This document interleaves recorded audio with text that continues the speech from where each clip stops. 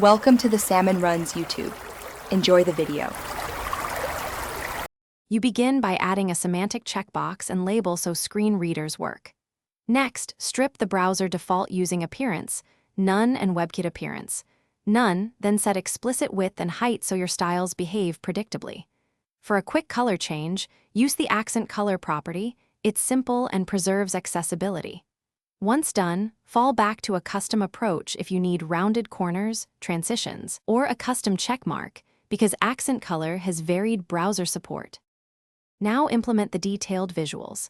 Style the checkbox box or the label with background, border, and border radius to match your design.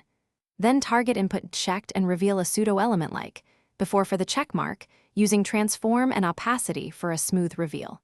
Use an inline SVG or CSS shapes for crisp icons. Make sure to add transition timing and a clear, focus outline so keyboard users can see focus. These steps deliver both aesthetics and usability. Finish by testing your checkbox in multiple browsers and responsive sizes, because accent color behaves differently across engines. If you used a custom pseudo element, confirm the checked rule in Z-index so the icon appears above the box. Make sure focus, disabled, and hover states are defined.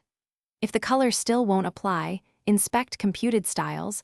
Often WebKit appearance or a more specific selector from a library is overriding you. The key troubleshooting tip: force override with the correct specificity and reset browser appearance before restyling.